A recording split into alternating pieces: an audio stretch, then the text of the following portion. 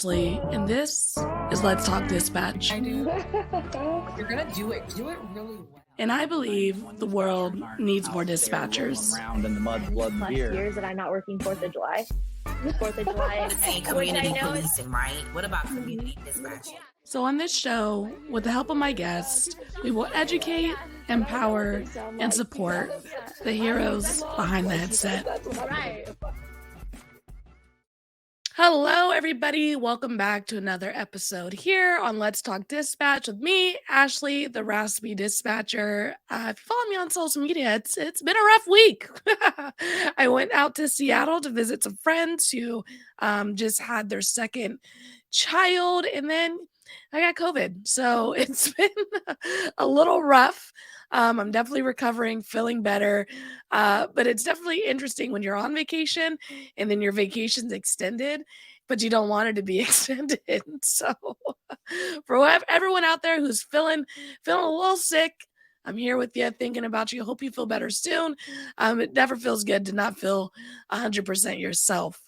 So for today's episode of Let's Talk Dispatch, we are talking with our guest today, 25 years of service, working in urban centers, rural centers, and everything in between, is the current director of Aurora, Colorado Center, Tina Buneta, and I'm going to bring her on now.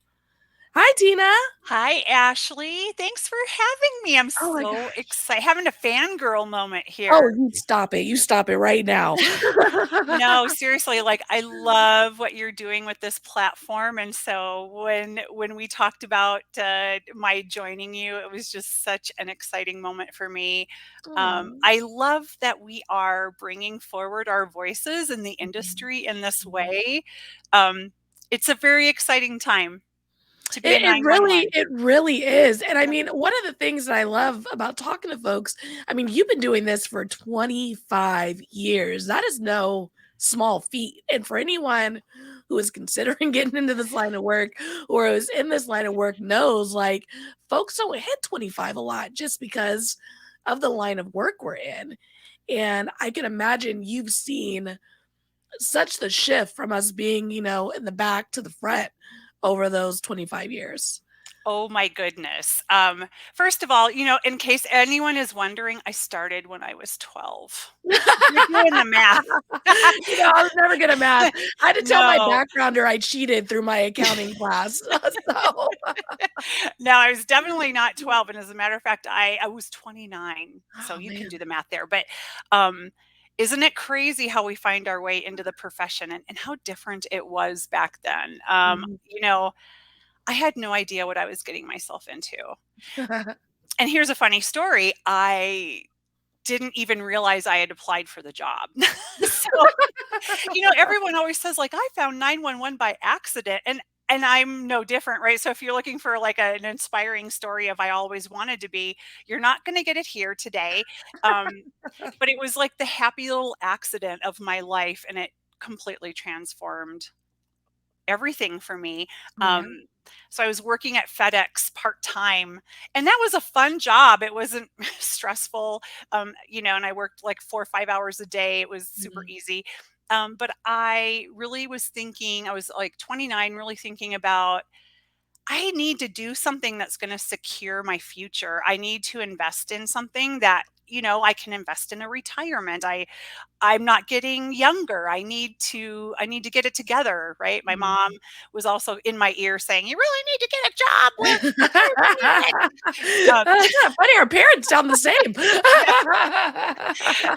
And so I made just like a general state of Colorado application. And back in the day, right, you filled out this sheet, and it was like the dot matrix sheets where you filled out the circles, and you said, like, where are you willing to work, and what are you willing to do? And everything, evidently, everywhere. and evidently, I checked dispatching. Because why not? And it was available in Pueblo. So, okay. But I never gave it another thought. I completed the test. I came back in and did another, it was like general English, memorization, logic, the ability to translate summarize a story, and Mhm. all of this stuff. Again, with the little dots in the booklet, and you fill it out. Yeah. And so I completed that, and I'm thinking, oh, I'm going to get like a secretary job, or I don't know what I'm doing. So I go to work at FedEx one day and come back, and I have a voicemail. Okay, so for you really young people, the way voicemail used to come in was it would ring to your phone, and then when you didn't ring, it would answer by a machine. You recorded your voice, and then it played on a little cassette tape. Oh my gosh. Anyways, I had a blink, right? I play it, and I hear, hello, I'm calling for Tina. This is Dawn, and I'm calling with the Colorado State. And immediately I panicked. I was like reassessing every moment of my life for like the last month, like, why on earth would the State Patrol be calling me? Like, my plate's expired. Am I in trouble? What's happening? Oh my And gosh. so I called back because it's the law and you do what you're told, right? So I called back and he said, well, you filled out a job application. And I was like, oh, I did? Oh, I did. Yeah, So yeah. Oh, yeah. they invited me in and I took this ridiculous, some of you old timers will appreciate this, but I took this multitasking test called the Perfects. And it Mm, looked like an old timey operator console with a microphone coming out, and there was pegs and rings, and you had mm. paper to write on, and it was a recorded thing where you followed instructions. Um, Interesting. it was it was crazy, but evidently I did really well on it. Rocked And it so 100%. yeah, well, okay. I remember that I scored a 96 on it. Hey, look at that. Who knew, right? That's Who right. knew? And so I ended up in a interview and then background, and that was crazy, right? So, coming on to a law enforcement agency, and they know you better than your parents and your best friend and everybody else. Um, what a lesson in vulnerability that was. Yeah. But I passed, obviously. Mhm. Phew. Um, They still haven't figured it out yet. yeah, It's still pending. they're not on to me yet. And they, so I started, and I'd say about 2 weeks in, I thought to myself, where have you been? Where have Mm, you been all my life? yeah. Like, this is made for me. And also, it really scratched that itch of wondering what I do next, because I had gotten Mm, into this horrible cycle of getting on with a job and then learning the job, like mhm, mastering the job and becoming bored with the job. And I started to mhm, cycle about every 6 to 12 months looking for a new job. And mhm. again, my mom's in my ear like, that's not a good look. You better stay longer. Yeah. But I was like, like itchy, miserable, like, what's next? I can't do this for the rest of my life. And it was the Yeah. first time in my adult life where I thought to myself, like, okay, I feel like I'm home right now. Um, but it was a different situation, right? Like we had like DOS based computer, like a CAD system. We had to like Alt T, like Oh my timestamp. And gosh. at midnight every night, we Oh had to my purge god. the data from the day, and it would print out on a dot matrix printer, Oh my and then the data was gone and you started fresh at 0 100 hours with oh a my new gosh. day. And so even archive, like retrieving data, if you were researching an event, you had to go back to your dot matrix printouts for the day and read Oh my through them. gosh. We did a I lot of say all the time, I handwriting. could not do Yeah. this job It was 10, 15 crazy. years ago, like, just Yeah. growing up the way we've grown up. It's just Hmm. like the way folks dispatched when back in the day, minus the technology, Yes. just mind blown, mind blown. Docs Matrix? Like, what? Yeah. Well, Purge and my data? we were actually our center was one of 5 regional centers in the state, and so we were the only center that had this system. Our center manager has a background in computer science, and he had actually developed this. He was kind of like developed the first CAD Oh for my the Colorado gosh. State Patrol. Everyone else was doing pen and paper, and Denver, which is in the metro area, had this Yeah. crazy card system where the call taker would write down what was happening, and then we had these track systems that went around the center, and they would, you know put the card in the track, and it would to fly across the room to the dispatcher. Okay, I'm not gonna lie, that sounds kinda cool. Isn't that, I mean, well, and then there are mythological stories, like, of flaming cards. Oh my Whether or not they were literally on fire when they went down to the track, like, no one can prove that one way or it's another. giving me Harry Potter vibes, and I'm with it, I I'm I really know, with I was it. like, I feel a little jealous, like, I would have been down for some flaming cards in the Right? track, like, that sounds exciting. We had manual mode and we did the cards, like, when all of Yep. our computers went down, and we had a little bell. So if I was call taking and now I had to go to radio, I would stand up, finish my card, ring the bell, and we'd had a runner. So we didn't have a track system, we had a runner come grab it and bring it to the right station if we went down. Shoulda had a track system. I I'd never know, heard of that before. It's the only center I've ever heard about. So if anyone relates to this, I'd love to hear your story about your Yeah. track system for Oh my cars. gosh, shit, like, who built it? I wanna talk to that person. Who was sitting there I like, know. I think this would work," you know? Yeah, I mean, like, that is and that was the only center that had a track system. Like, Yeah. 5 centers and we were all, like, completely different worlds, and it really was, right? Because you were local, your troopers were local, um, Mhm. right? You were working in your communities, and so it was very much like, right, different agencies under one agency, Mhm. um, and how we have progressed since then has just been it's just been perpetual. Like, this Yeah, evolution is crazy. And yeah. now, right, like, my center's on, next gen. We're getting ready, to deploy. We're going through RFI, RFP for new call Mhm. management that will give us AI powered automatic Mhm. language detection, translation, transcription, the ability to pinpoint someone's location and their, and the X axis, and like to be able to, or Y-axis. Did I say X? You did, but that's okay. It was close in the alphabet, I right? mean, So, yeah, they're next to each other, right? It's like oh, this. let's see here. You know what I mean. You're picking up what I'm putting You down. know, I got you. I cheated through accounting, so Solve for X. No, it's that's over. Y. They shouldn't even be there. We're talking numbers, okay? But isn't that bananas? Bananas that were there. Um, Oh, I think really it's, is. we're just at this moment where I waited so long. I knew in my heart that we had this potential. And I think I was just, wondering when it would take off. And then suddenly you realize you're in the middle of it. Like, this is happening. It's happening right now. And I get to be here and be a part of this. And super, super, super exciting. Like, Yeah, we all are crafting and influencing tomorrow's 911 yes. right now. It's just amazing to think And about. it is really that is really a wonderful way of looking at it because we've grown up always having access to 911. And I mean, there's folks out there who still don't have the same access that folks in the cities do and things like that. But generally, Americans, we dial 911. We're used to this instant gratification of folks coming and helping and knowing where we are or thinking we know where you are. Right. And the reality is the technology has only been around what 50 what do we have 55 years or something like that?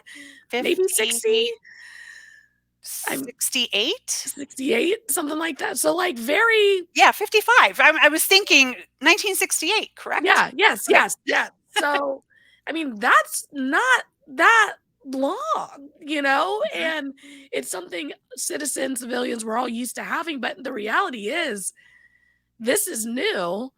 It's only I mean, it's an infant, in the Right. stage of adulthood and life. It's Mhm. still in its infancy. Right. Right. I mean, truly the role has changed so much. When I first began dispatching, one of my leaders always told me, like, your motto, your role in life in this role is to be the pipe. Just be the Mm, pipe. Information flows in, information flows out.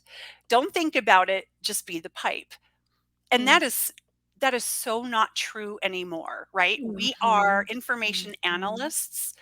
We're triaging, we're prioritizing, we are expanding the numbers of resources, right? So it's not just cop, car, fire truck, ambulance.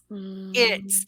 alternative response. It's a Mhm. civilian response process for, crash investigation. It's a clinician and an EMT handling mental health calls. It's right. And so the complexity of how we're connecting people to resources has, right. Mhm. And it's not done like that.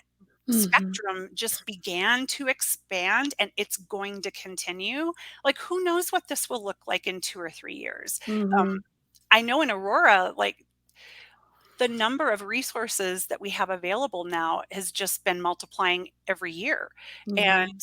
we have to pivot with that, right? And Mhm. so it's really about like this evolution of what it means to be a 911 professional and our role in public safety as an equal but separate spoke of the wheel, right? We are partners Mhm. with our field responders and law enforcement and fire and EMS and alternative response. And right, we have to stand up, take ownership of it, take a hold of our role and maximize it, professionalize it, make it Mhm. our own, make it maximize the efficiency, um, make our dreams about the potential the reality of what is. And that's hard work, right? Like Mhm. we talk about reclassification all the time and Mhm. how we deserve to be considered a protective service. And I agree. Mhm. But there's nothing magical that happens with that. The hard Mhm. work we do right now to take ownership of our role and ensure that we have the most trained, certified, professional, capable, resilient workforce that is able to deliver on that complexity. Like we have to do that because the Mhm. reclass doesn't change anything, but the work we do right now changes everything for us. And I think it actually ultimately paves the way for the recognition that we're earning by doing this very important and difficult work.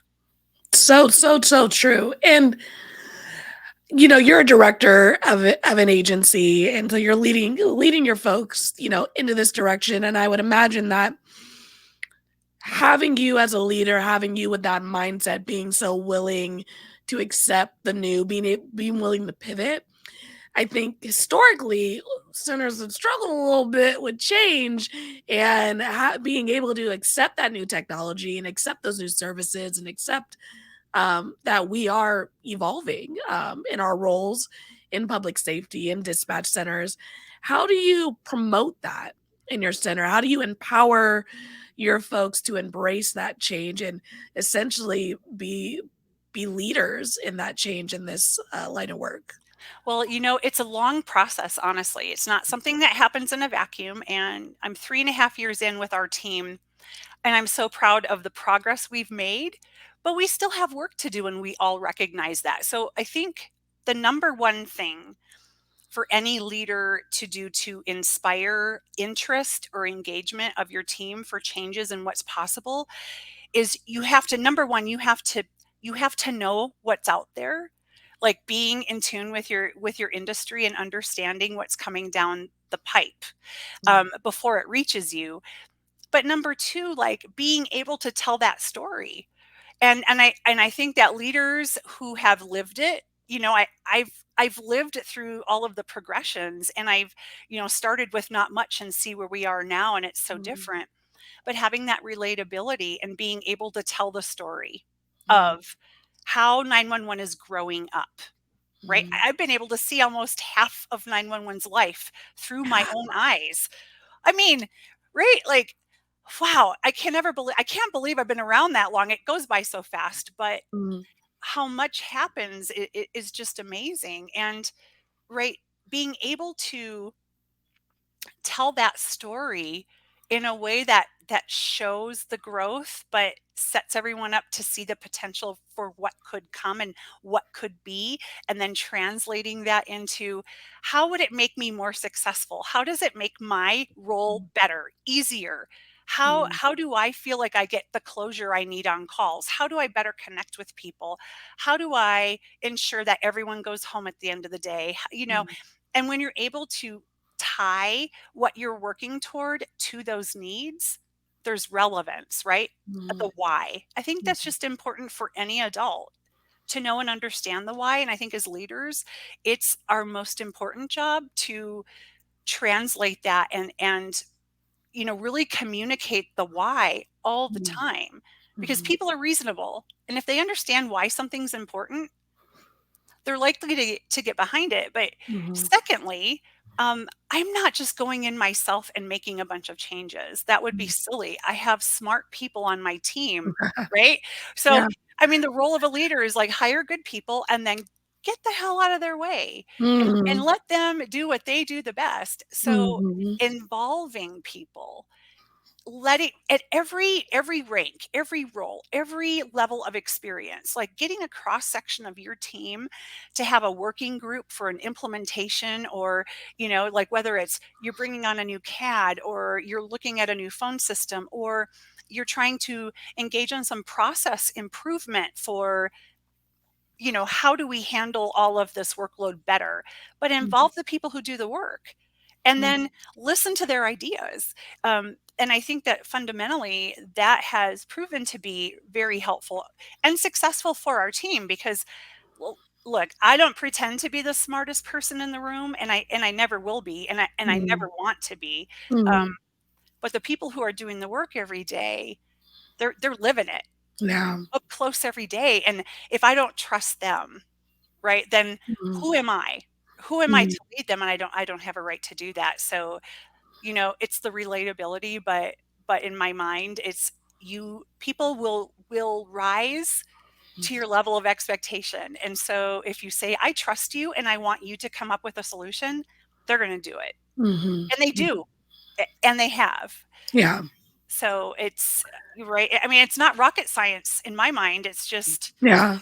realizing that what I realize what I would have wanted in my career, Mhm. like growing up in my career, Mhm. thinking about what I would have liked to have been a part of, or what I would have liked to provided input on for whatever was Mhm. happening in my world. And I remember that. Yeah. And so I just want to be the opposite of that experience. Yeah. I mean, I think you made so many good points. Hey, let me talk. I love the how 911 is growing up reference, like, because it's so true when we talk about it being in its infancy and how much, for me, it's changed in 5 years, let alone 25 years, right? But then when you're talking about how we are impacting our centers as leaders, and it's really extending a hand and making folks have buy-in to the things that they're working on 12 hours a day. That's right. And sometimes I think we can get caught up in saying the buzzwords, doing the buzzword things, but you really have to be intentional and meaningful with the things you're doing. It's not like I'm putting out a survey and they're not reading the results. You know what I mean? Like you people know what fake is, right? They know when it's just being done to say it's been done. Hmm. But allowing folks to really contribute to this environment that they are spending 12, 14 hours a day, that they're missing family events in, that they're, coming in on their off days because someone else is sick, that's when you're going to have a successful environment. Hmm. And really, it's how I think the environment really, it really hinges on how we hold ourselves and each other accountable Mm, to really show it, how to our collective expectations of how people show up. mm, So just to tell you a quick story, please. um, we have been working on, and starting with our leadership team, because that's where it starts. But rolling this out to our entire team, we've been working on a project now for a few months, and and it's really based around emotional intelligence and EQI. So we Mm, brought in our esteemed uh, consultant, Adam Tim. Everyone knows who mm. Adam is. And we brought him in first to engage all of us as leaders and help us do a self assessment on our individual levels of emotional intelligence, and where we excel and where we can grow and where we're in balance and where we're out of balance. and it gave us a snapshot of ourselves and how we engage with the world. But then we were able to look at ourselves as a team to see our collective strengths and areas of growth so that we could understand how we're functioning as a team and how we bring balance to our team. It's vulnerable work. But my entire, like my managers, my supervisors, everyone participated fully.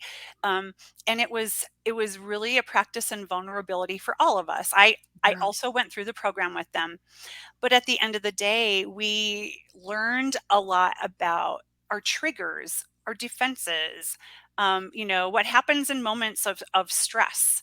What do we do? Like what causes us to shut down? Because how we show up is going to completely influence the entire work environment around us. Yeah. And so we've been working on that. The next phase was to engage the entire department in first identifying what our team's core values are right Mm. now. And so we put it out to the entire department and everyone had to participate. And we identified 4 core values for our team: respect, teamwork, compassion, and integrity. Mm. And then we spent time together, all of us, in meetings with the department, asking everyone to explain to us what it means to live within those values and what does it mean when you're outside of those values. Mm. Um, and we've just kind of finished this part of the process, but we were able to define what each of the 4 core values mean for us. We were able to identify the behaviors that support those core values and the ones that are out of bounds. And Mm. then from there, that becomes a part of who we are, right? It's Mm. instilled into our policy. It's instilled in performance management. We are empowered to hold each other accountable, to Mhm. speak up when someone's out of bounds. Um, Mhm. and and that part really is, I think, fundamental and just foundational to, if you want to do anything productive with your culture, Mm. you've got to do the hard work first, and it starts like inside each of us. So that is one thing for us that we're excited about. This The Mhm. momentum is fun, but we're not done. And Mm. I encourage anyone who's struggling with just having maybe a negative culture, or one that is feeling disempowered, or if you've got a lot of turnover and you can't put your finger on it, like, it starts inside. And as a leader, right, if I knew if I wanted to change anything, I had to start inside of me and then work my way outward from there. And it's catching on. Yeah. So I just, I share this because it was very different from the world I grew up in, Mhm. 20 years in a, very structured paramilitary organization that was very hierarchical, and you do what you're told and you don't, Mhm. and Mhm. what came from that was um, disempowerment, but that disempowerment becomes comfortable because Mhm. when you're disempowered, you're also not responsible for what happens. And so, Yeah. right, like, Mhm. in order to turn that around, um, you have to do something very, very different. And so Mhm. we're trying to really flatten our organization and give everyone a voice. And it's cheesy, right? People are like, gosh, I'm like, that's some I really love me. I love me a touchy. charcuterie board, I love I the cheese. Me too.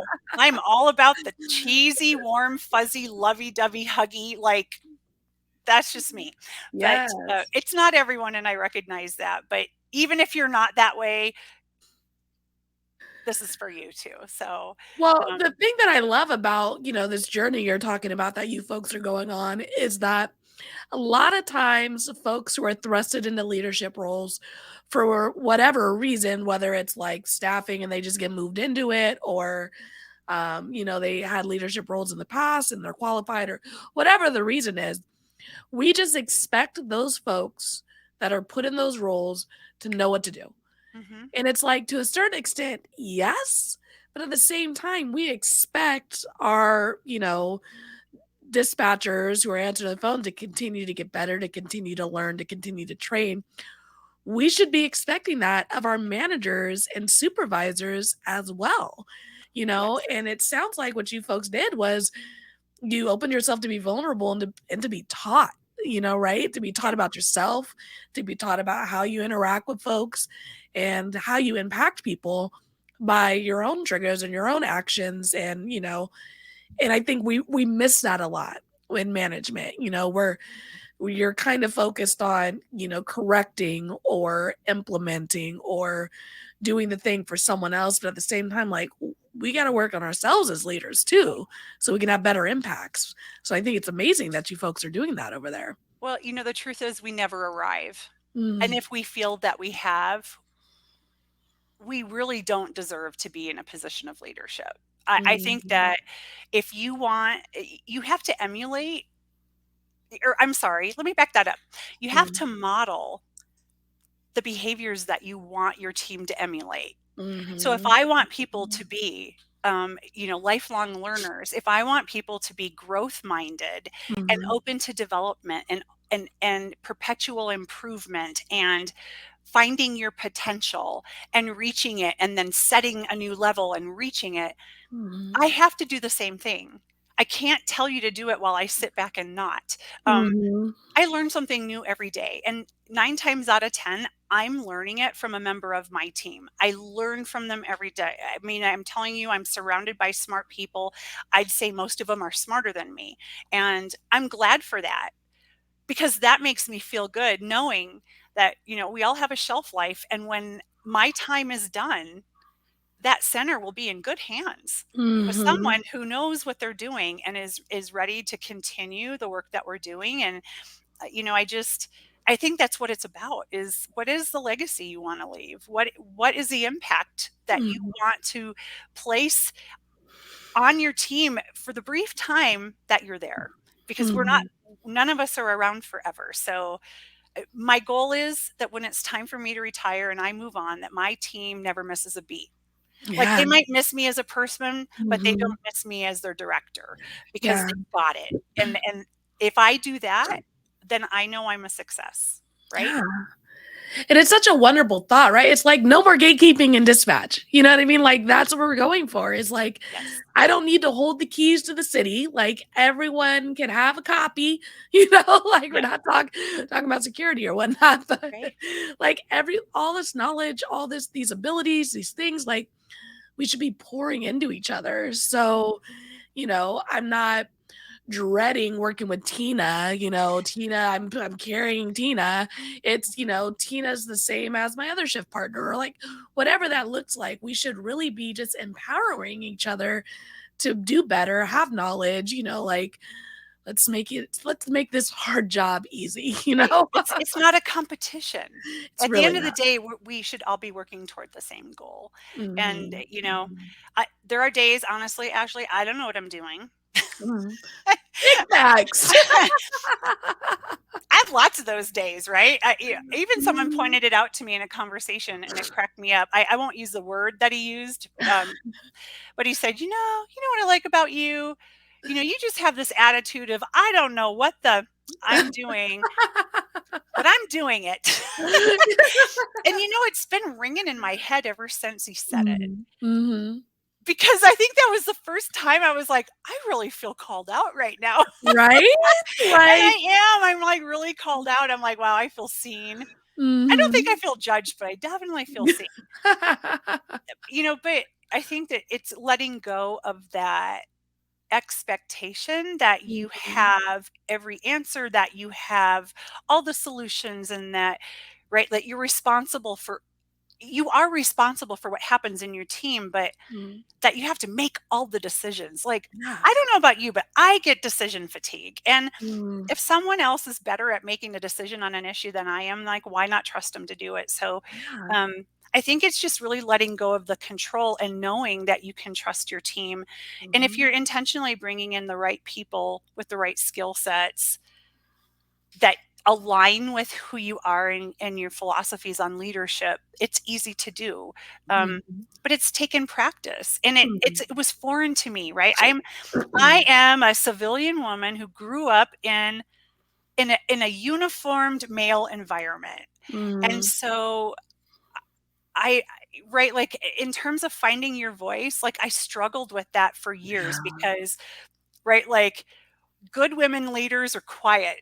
And Mm, you can tell I'm super, like, introverted and reserved, and I don't, mhm. don't talk a lot. And so you can imagine, right, like, my walking into a meeting and speaking my Mhm. mind was sort of like a turd in a punch bowl. And, Yeah. and it, like, you have to work through those feelings of, do I make myself small to be Mm, accepted? Or do I continue to to lift my voice or to express my opinions, provide my input, my recommendations? I chose the path of continuing, but I do think that to some degree, um, really facing that it was against my against my best wishes, like, in terms of, right, like, I wasn't serving myself mm, personally in terms of mhm, career pathing or whatever. I wasn't serving that well. mhm, um, but I couldn't imagine not. I mm. couldn't imagine not being that person. I couldn't Yeah. imagine not speaking my truth, and Mhm. not in a normal way, raising hell, standing on the table, like, with my picket sign, but just really more about speaking truth to power, because I think what I've Mhm. learned as a director is there's a lot I don't see and hear, and I also am aware that there's a lot that would never be said to me, even if I Mm, asked, mm. because of the position I'm in. Yeah. So, right, like, I'd rather be Mhm, the kind of person who can, create an environment where people feel welcomed, compelled, and obligated, mhm, right, to mhm. bring forward, to speak up, to contribute. Yeah, and how freeing it is to not have to have the right answer every time. Like, how freeing it is to be able to lean on your team and them not think that you're faltering. You know what I mean? And I think that comes from you being able to say I'm still moving my feet, but I don't really know what direction we're going right now, but we're gonna figure it out together, But by right? God, we're marching. Get in line. Let's go. We're going in a direction. Hopefully it's the right one, but we're gonna get there together, you know?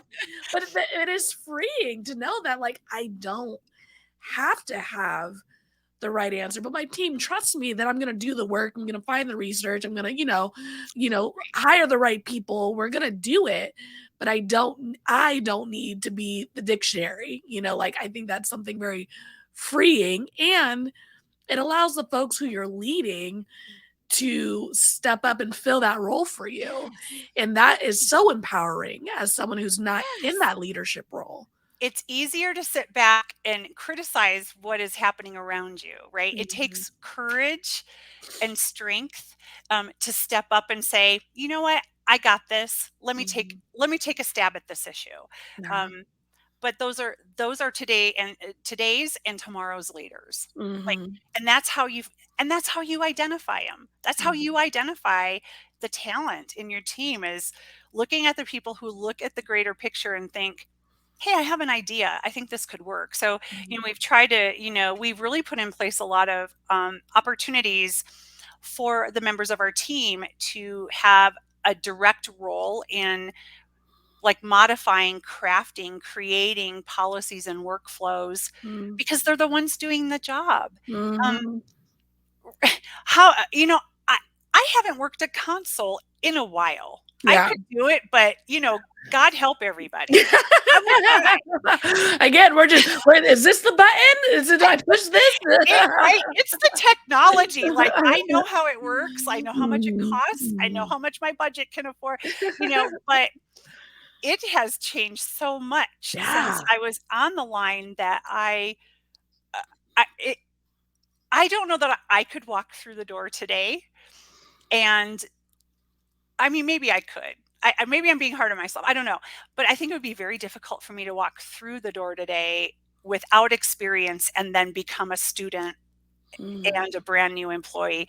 mhm, I think it just takes there is a tech savvy involved that is, mhm, really remarkable.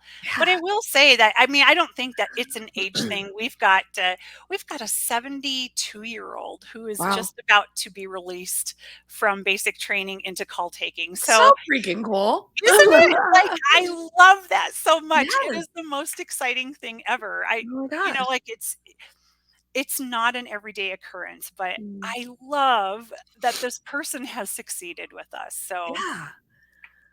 That's so cool. And I mean, it's true. Like, I got folks all the time who like message me and they're like, I'm X amount of years old. I've been doing this. Like, do you think I can do it? And it's like, I mean, the answer is yes. Like you can. You might have to work a little harder. You might have to practice a little more, like, but I think generally anyone can go out and attempt to do this job and be trained to do this job yeah. well if they're in the right environment. Mhm. For sure. And I do think there's a lot to be said about the resilient, just kind of the natural resiliency of a person, right? So Mm, regardless of your technological expertise, if you can handle stressful situations without absorbing it and making it your stressful situation mhm, naturally, I think this job can come very naturally for anyone who mhm. is good at that. And Yeah, not that we can't teach people. I think you can help someone mhm, to develop that resiliency with kind of the stress and the elevation of the types of calls we receive. Um, mhm, but I definitely would, value those soft skills, those human skills mhm. above like a typing speed. Like we do Yeah, critical, but we don't pass fail anyone in critical. It's yeah. just a guideline to tell us like, does this person need a little extra help with typing? Oh, that's So an interesting way of looking at it. I'm sure folks do that out here, but my experience has been a pass fail for most agencies, which drives me crazy because it's critical. It's not really as reflective as you would like it to be in creating the job situation, right. So I feel like we're losing a lot of applicants in that Hmm. stage of the process, Yeah. which is why I put all my resources and stuff out there, and I'm trying to create more things to get people through that step, because if we can get more people through that step, we're going to have more people who can pass training because they need Yes. that human interaction to be successful, so I Yep. love that you folks aren't pass failing over there. I think that's an amazing, and if you're listening and you have the power to make that change Yeah. in your Oh my agency, I gosh. think it's a great change to make. Honestly, though, it was like an epiphany. Yeah. One day I was just going back through historic recruitments. So looking at our worksheets of like the applicants and their Mhm. initial scoring and who was passing and failing. Mhm. And I was seeing people who had, and I think the cutoffs that were in place when I arrived, I believe they were like 74% non-data entry overall and 47.54 keystrokes per hour. Wow. So I saw like oodles of people who had like, like maybe they scored an 85 overall non-data entry and they had 4,500 keystrokes per, and we turned them away. It's just What? wild, right? Why would you I have do people who are, that? like, failing, like, one category by 1%, and they're like, "I don't know how to get past this 1%." And it's like, Just "I don't know pass either, them just yeah." through. Oh my god. And so just So looking at true. that and looking at the numbers, I just about fell out. Like, Yeah. wait a minute, this is insanity. And this was Mhm. right before we dove into COVID, right? And so Mm. we already had staffing issues. Yeah. COVID blew the Mhm. roof off of the Yeah, entire COVID was situation. wild. But Yeah. I mean, we were already doing that. Like right, when I walked into the center, we were probably 13, 14 positions down and we're turning people away like that. I Yeah. would rather know about your personality. Are you teachable? Are Yeah. you moldable? Like, do you have a good personality? Are you relatable with people? Right? Like, are you a person Yeah. that has like you're a decent person? You make mostly good Mhm. decisions. Mhm. Are you that person? Because that's who I want.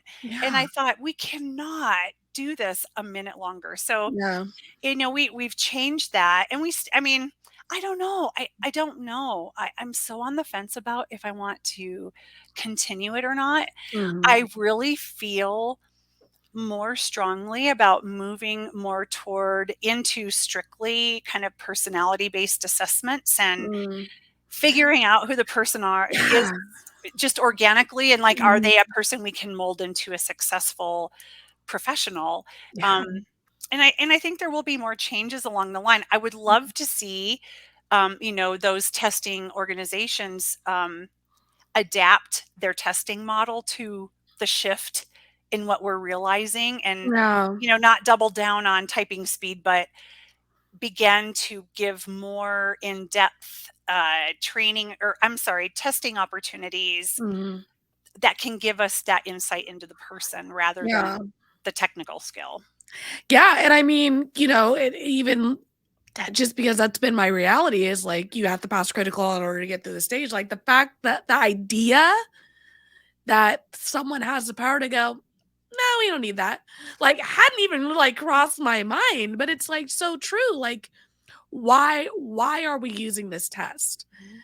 Is this tool something that was put in place X amount of years ago and it's no longer serving us and we just don't know how to break up with it? Like, are we in a toxic relationship with it and don't know how to say goodbye? Yeah. Or is the information that we're receiving for it actually helping us get better candidates? I don't have access to that Yeah. in like the bigger agencies, so I wouldn't be able to do any type of, experiment or data grab or whatever. But that would be the question I would be posing to folks like you who are in those positions is like, is this really helping us find the best candidates? And why was this implemented in the first Mhm. place? Because we Yeah. train you.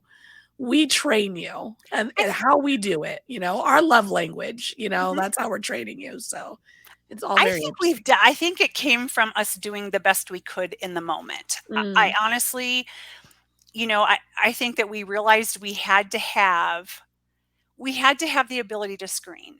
I mhm, also think it might have been somewhat misguided, or mhm, maybe it's because I look back on it in retrospect and I have a different understanding now. mm, Um, but I also think that in some ways we hurt ourselves as an industry mm. by really embracing the mantra of the only 2% of the population can do this job. And by excluding people and cutting them Yeah. out, I feel like in some weird unintentional way, we were Mhm. validating that belief that we were just grasping onto, like, we are so special, no one can do it. Yeah. When in reality, with the right cultivation, I think you can get a much broader audience of people and make them thriving, successful professionals. Yeah. But we sort of did that to ourselves. And then I also think that what's been important is just the openness to deviate away from some of the other background testing. For example, I've been through this process with Aurora, and when I began, we were essentially doing like almost identically like the same kind of a background that we were doing for incoming officers. Mhm. Mhm. Yeah. Like, we're not in the field, we're not putting hands on people, we don't have control over someone's freedom, we don't care, Mhm. right? Like, we're not making a life and well, okay, Yeah. we're making life and death Mhm. decisions, but we're not the person who's actually, like, making the life and death Yeah. Yeah, decision. we're not You know what I mean? contacting, yeah. Right. Mhm. So, that's also another area that I think will have to fundamentally change, like, Yeah. um, especially, like, with the psychological, that we're putting people through the same psychological. I'm not sure if we need the same measurements taken. Yeah. I also think that in this day and age where we are really working to normalize the use of mental health resources to help us navigate life, Mm. sometimes is detrimental in the process, because if you disclose that you've had mental health Yeah. treatment, you are Mhm. then compelled to provide all of your records. Mm. I mean, I've engaged a counselor in my lifetime, Yeah. and honestly, As we all should. if you asked me to go back and find that information, Yeah. Like, I don't even remember their name right now. What Yeah. I knew in the moment is what I needed, and it was helpful. So, Mhm. I think that we have to really evaluate this in terms of, are we truly doing that candidate and our organization a service by having it done this way, or is there a better way? Is there a better Mhm. way to evaluate how that person presents today? Yeah. Like, I don't however you were 10 years ago, that was 10 years ago, and we all grow and evolve. We're all different Mhm. than we were 10 Mhm. years ago. Mhm. But how are you right now? How are Mhm. you? Can you Mhm. do this? Are you healthy? Like, that for me is what I think Yeah. that I would rather know. And um just because, right, like, obviously it's stressful, but Yeah. I think we just have to really critically evaluate all of our traditions Mhm. and not be afraid to change it. Not Mhm. be afraid to try it differently, and if it doesn't work, Mhm. okay, then do something else, but try Mhm. something. We can't stay the same and expect to evolve. Tina, this has been amazing. Okay. Look, I got all the little notes to be able to clip this stuff out. This has been so good. And as we come to a close, the question that I ask everybody is, what advice would you give someone who is considering a career in dispatch? If you are looking for a purpose, if what is important to you is that what you do makes a difference in the world, this is a career that can absolutely provide that to you. Come into it with your eyes wide open, knowing that you are engaging people on the worst in some of the worst moments of their life, but they're calling you and they're relying on you because they don't know what else to do. And you can be that person that can guide them, comfort them, connect them with resources, and make the difference between that moment being the worst moment of their life, or temporarily being the worst moment of their life, and you can impact that. It's I think that there is such valor in what we do every day that we just don't give ourselves enough credit. You hear a lot about 911 professionals being the unsung heroes, the faceless heroes, right? We're behind the scenes, we're the support. Um, and I'm here to say that anyone coming into this industry, in this field, know that you're making a difference. Let your face be seen, let your voice be heard, because we are worth bragging about. This is not a consolation prize. This is a career. And you can be a part of it. And if your heart's in the right place, you can make this happen, and we'll help you. We all want you here. Awesome. Tina, thank you so much. That was amazing advice. And thank you for what you're doing in your center and the leadership role that you're taking. We got to meet in person at Nina this past conference, and you're living your truth. You're being a representation of the things that I'm sure is sprinkling down to the folks you're leading every day. So thank you for being that type of leader in 911, because we need more of them. My people make it so easy, and thank you. I think that we all there's nothing preventing any of us from doing that, right? We Mhm, we just have to give ourselves permission and then mhm. get out of our own way. And Exactly. right, every process looks a little different, but I'm telling you, it's happening. And I feel like it's catching on. And I love watching this, right? Like, Mhm. it's like the great emergence of, like, we're It is here what and we are taking over. like groundhogs. Yeah. Like, Yes. where I are love it so much. It's the we? best. What a great high note to, come toward the final years of my career. I mean, it's amazing. Awesome. Well, again, Tina, thank you so much, and I'll be right back with you. Okay. All right, everybody, that was another amazing episode here at Let's Talk Dispatch. Again, Tina, thank you so much. And for the folks who are listening and who are in leadership roles and who aren't in leadership roles, we are all responsible for creating great environments at these centers that we're spending 12, 14 hours a day in. And it's easy to just be kind, and it's easy to admit when, hey, we don't always have the answer, and that's okay. Until next time, everybody, stay raspy. See you next time. Thanks for tuning in to another episode of Let's Talk Dispatch, a Raspy Dispatcher production. If you like the podcast, don't forget to hit that subscribe button, leave a 5-star review, and of course, tell a friend. If you want to be a guest, head to the raspydispatcher.com and check out our additional resources. Until next time, stay raspy, everybody.